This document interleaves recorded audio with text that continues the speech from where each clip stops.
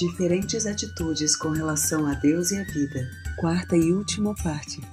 Ainda que algumas experiências espirituais ultrapassem as fronteiras da mente, a mente precisa estar preparada para dar suporte a elas.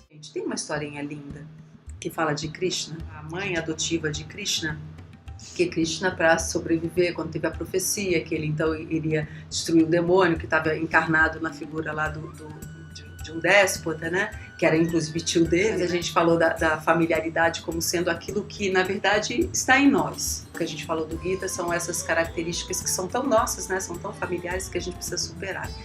Então ele, para fugir, né? Que é daí esse rei, então, para matar as crianças que nascessem naquele período, porque existia a profecia que naquela época nasceria então uma criança divina que iria destruir o demônio.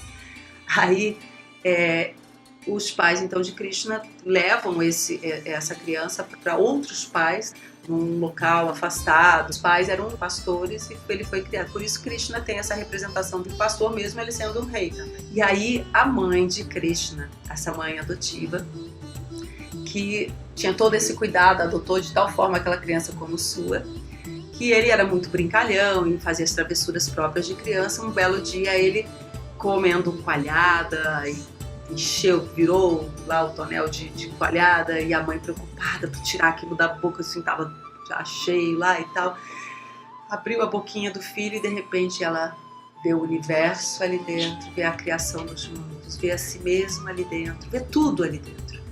O que ela faz? Fecha a boca dele. Por quê? Dá medo, né? Dá medo. Difícil conter o infinito, percebe? Então a nossa mente precisa estar preparada para esse infinito, porque ela viu a criação dos mundos, ela viu tudo, em passado, presente, futuro, ela viu tudo ali dentro, e a si mesma ali dentro. Aquilo foi demais, ela fecha a boquinha do filho, abraça e fala, meu filho, porque é aquilo que dava conta. Então é assim com a gente. Então por isso o caminho é gradual, claro, é gradual na medida de cada qual, cada um tem o seu ritmo. Por isso que a gente sempre fala, ficar forçando artificialmente determinados estados espirituais, você pode entrar num estado de desestruturação e não conter aquela experiência.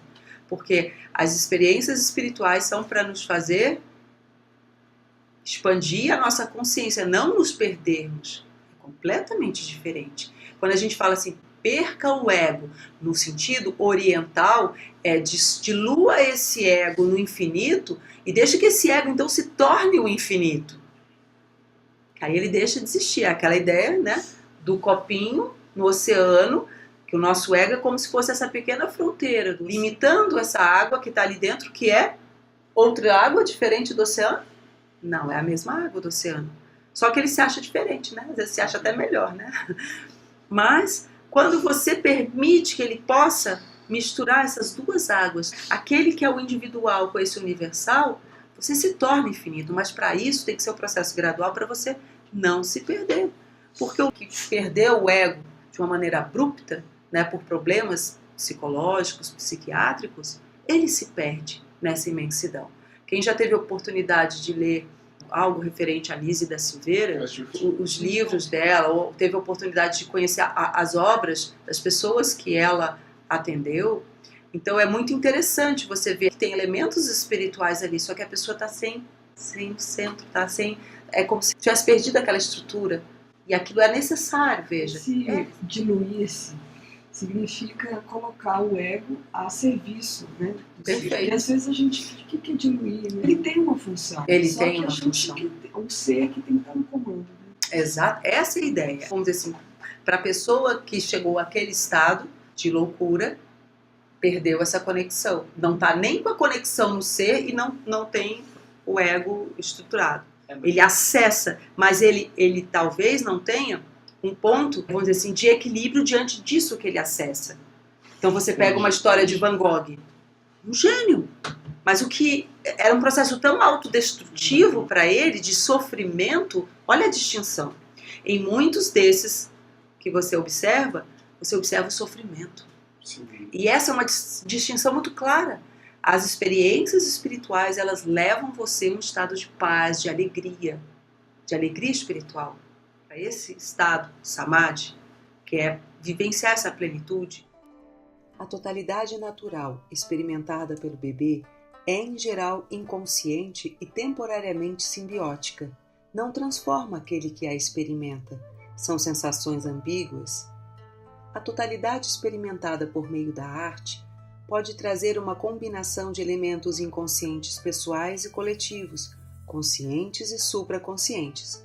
A transformação vai depender da origem dos elementos que a integram. Pode trazer um misto de sentimentos agradáveis e desagradáveis, e o contato com conflitos internos. A totalidade experimentada no Samadhi, êxtase espiritual, é supraconsciente, transforma aquele que a experimenta e é acompanhado de alegria sem precedentes e sensação de paz e plenitude que perdura por algum tempo, dependendo da profundidade do êxtase. Quando a mente ultrapassa o plano da autoconsciência, experimenta o Samadhi ou superconsciência. Mas como podemos saber que uma pessoa em Samadhi não foi abaixo da consciência, não degenerou, ao invés de elevar-se? Em ambos os casos, a experiência esteve desacompanhada do sentimento do eu. A resposta é que pelos efeitos, pelos resultados, saberemos o que é inferior e o que é superior. Por exemplo, no sono profundo, a soma total do conhecimento que possuía permanece a mesma, não aumenta absolutamente. Nenhuma iluminação advém, mas quando um homem entra em Samadhi, se era um tolo, emerge um sábio. Palavras de Swami Vivekananda. O que a gente está colocando é a importância de aquilo ser gradual dentro da sua velocidade, que é a de cada qual. Porque senão a queda pode ser muito grande. Esse é o cuidado, é isso que a gente sempre alerta. Então, você fazendo a sua prática gradual, aquela que é adequada para a sua natureza, porque cada qual tem uma natureza distinta, você vai tirar o melhor proveito daquilo. Né? Então essa é a ideia. Aqui só uma sugestão de aprofundamento, que é esse livro, a edição nova, né? E aí o que Swami, assim, resumindo o Bhakti Yoga, uma oração, ele fala assim: posta este amor imorredouro que o sem discernimento tem pelos objetos fugazes dos sentidos, nunca deixar este meu coração, eu procuro somente por ti. Olha que interessante, se a gente buscar a Deus, ou essa consciência, ou a verdade, a tua verdadeira natureza, com o mesmo desejo que aquela pessoa que é avarenta, né, busca o dinheiro e segura o dinheiro, tenha certeza que você vai realizar. Isso o Ramakrishna fala, isso é muito claro, sabe? Se você tiver essa intensidade, por isso que a gente fala muito aqui, né, da importância da intensidade na sua prática espiritual. Aliás, gente, intensidade em tudo que você faz, né? Se você escolhe uma profissão, se você escolhe um companheiro de vida, se você escolhe ser pai ou mãe, seja intenso naquilo, porque senão você vai vendo as coisas mais ou menos. Como é que você vai ser bem-sucedido? Não é bem-sucedido nos moldes que a sociedade dá. Nesse sentido, a satisfação de você viver aquilo plenamente com o que você pode viver. Você precisa de intensidade naquilo, dedicação. Se você tiver realmente esse mesmo desejo, certamente você realiza. Então, uma pergunta: o que a Vedanta traz sobre a Kundalini, no caso? Kundalini é a energia espiritual adormecida na base da coluna vertebral dos seres humanos. Quando essa energia desperta e passa pelos centros de consciência, que são os chakras, através do canal central da coluna, Sushumna, manifesta-se como experiências místicas e vários graus de iluminação. O conceito que utilizamos aqui, no sentido mais amplo, então utilize yoga. Então, quando a gente trabalha com yoga, não tem como não falar de Kundalini. Então, está inevitavelmente mexendo com Kundalini. Só que, dentro do hinduísmo, conhece-se Kundalini. Em outras tradições, talvez com outro nome, ou nem conheçam, só conhecem o resultado. Se vocês lerem a vida de São João da Cruz, quando ele fala da noite escura da alma, ele vai contando todo esse processo. Inclusive, ele é um bhakti fantástico, além de ser um Raja Yoga, porque ele fala do enamoramento da alma pelo Criador e desse chamado, desse convite, e como ele a purifica quando ele a quer. Olha que interessante isso. Então, da graça divina descendo sobre ela. Então, na verdade, a gente pensa que nós nos tornamos puros. Na verdade, é o toque divino dessa consciência em nós que nos purifica. Então, o nosso processo é só o processo de poder nos concentrar para tirar aquelas inquietudes que, vamos dizer, turvam a nossa mente desse ser. Mas tudo isso mexe com Kundalini. Claro que mexe. Todas as práticas espirituais. E Ramakrishna fala especificamente sobre Bhakti Yoga, porque aqui não fazemos só Bhakti Yoga. Nós temos Raja Yoga, Bhakti Yoga, Karma Yoga, Jnana Yoga. Mas ele fala que Bhakti Yoga espontaneamente mexe com a Kundalini, que é algo que o pessoal que foca muito só nos pranayamas acham e invalidam o Bhakti Yoga, que é uma grande ilusão. Só por desconhecimento que as pessoas falam isso. Ou porque querem direcionar você para praticar isto ou aquilo. Então observem bem. Inclusive isso está no Bhagavad Gita. Todas essas yogas levam a essa realidade. E qual é o caminho de acesso? É exatamente essa Kundalini subindo pelo Sushumna. Quer você tenha consciência dela ou não. Porque se você fizer uma prática bem feita, ela vai tocar ali. Isso depende do perfil da pessoa também? Sim, sim. A Vedanta, por exemplo, trabalha sempre com a ideia individualizada. A orientação é sempre individualizada, porque cada pessoa é única. Então, quando a gente estuda aqui os 8 passos do yoga, que Patanjali ensina, nós estamos falando dessa Kundalini que vai chegar, vai levar você até o Samadhi. Então, você tem Pranayama, é um dos passos. Swami Ritajananda, no livro A Prática da Meditação, comenta: aquele que pratica yoga de Patanjali aprende que o pranayama não é suficiente para nos levar a uma concentração perfeita. Existem outros meios para deter a atividade do prana. Sri Ramakrishna dizia: meus caros amigos, se vocês desejam fazer kumbhaka para suspender a respiração, saibam que é possível consegui-lo até mesmo pela devoção. Um devoto, um bhakta, não pratica todos os exercícios de purificação exterior. Ele segue apenas o caminho da devoção. Ama a Deus de todo o coração e oferece a Ele todo o seu amor. Quando seu amor se intensifica, a kumbhaka acontece espontaneamente. E você pode utilizar várias yogas. As principais yogas são 4. Karma Yoga, ou yoga da ação, Raja Yoga, ou yoga do controle interno e externo, Bhakti Yoga, ou yoga da devoção, e Jnana Yoga, ou yoga do conhecimento do Supremo. Yoga também significa união, o que nos une com Deus, de maneira que yoga é ao mesmo tempo a base e o grande ideal de todas as religiões. Em Vedanta, utilizamos uma combinação harmoniosa dessas 4 yogas, adequadas à natureza de cada pessoa. Então, às vezes, praticamos a Hatha Yoga para preparar o corpo, da questão da postura, porque às vezes a gente tem um leve balançar no corpo, e a gente balança muito porque não estamos totalmente relaxados.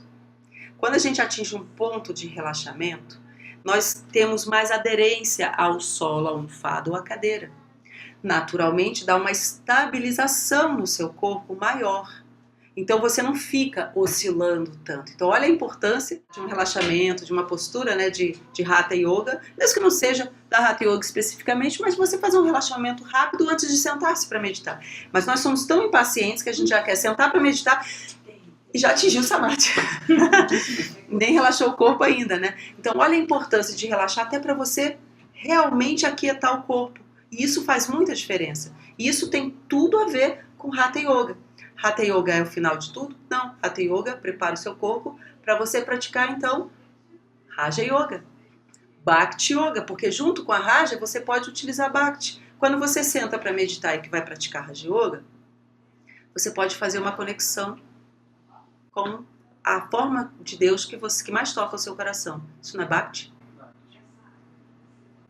E essa Bhakti não coloca você mais receptivo para a prática de Raja? Percebem a ligação? Mas às vezes você entra num período de aridez espiritual que você não fica assim a técnica pela técnica. E principalmente se você colocar na sua cabeça que aquela técnica é a técnica superior a todas as outras. Você cai naquilo que você falou. Tipo assim, só a minha que dá resultado, do outro não, sou melhor do que o outro. E aí começa uma viagem do ego que não é saudável. E você acaba alimentando o ego.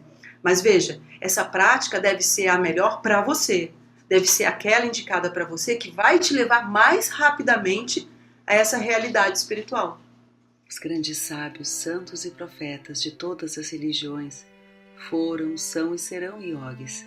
Em suas vidas, notamos a maravilhosa fusão das belas qualidades humanas com a divindade universal. Um verdadeiro yogi transcendeu as limitações individuais, personifica o conhecimento e seus sentimentos são universais. Através de sua personalidade transparente, a divindade chega a nós diretamente. Por natureza, o yogi é equânime, desapegado, misericordioso, sempre ativo e vive fazendo o bem a todos.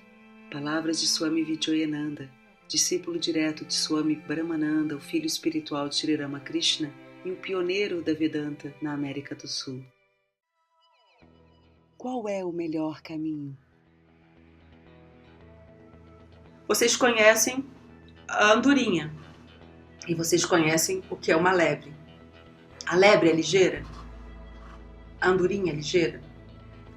Troquem. Bota a andorinha para caminhar correndo no chão como a lebre e peguem a lebre para voar tão rápido quanto a andorinha. O que acontece? O que acontece?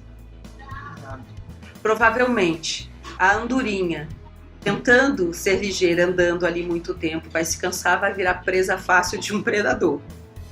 E a lebre, tentando voar como andorinha, vai despencar, vai morrer, entendeu? Ou vai se arrebentar. Por quê? Porque não é o caminho delas. Ela é tão boa no caminho que é o caminho próprio para ela. Então eu não posso dizer que caminhar pela terra é o melhor do que voar pelo céu. Então cada qual na sua realidade, na sua condição. Porque o que acontece é que a lebre critica a andorinha. E a andorinha critica a lebre. Fala assim, não, o que você faz não dá resultado, só bater as asas que dá resultado. Eu, não, correr com minhas perninhas é que dá resultado. Claro, correr com as perninhas dá resultado para ela, ou dá resultado para outra, percebe? E a gente tem essa humildade de reconhecer que existem inúmeras formas que a gente nem sabe de se chegar a essa realidade divina. Isso é Vedanta. É por isso que eu não me preocupo com nomes, sabe assim, eu me preocupo com que eu me adapto melhor. Isso, e com a sua atitude. Isso é importante. Com que você se adapta melhor, que tem a ver com você, e com a sua atitude, que foi uma coisa que a gente conversou num dos estudos, que a atitude diante de uma prática, ela é fundamental com relação aos resultados, né? Então, se você pratica aquilo com fé, com sinceridade, entusiasmo, você vai realizar aquilo. Agora, se você pratica olhando para o lado, ou envaidecido, tá na cisão. Não é nem porque é mal, é porque tá na dualidade. Uma coisa não combina com a outra, não se misturam nesse sentido.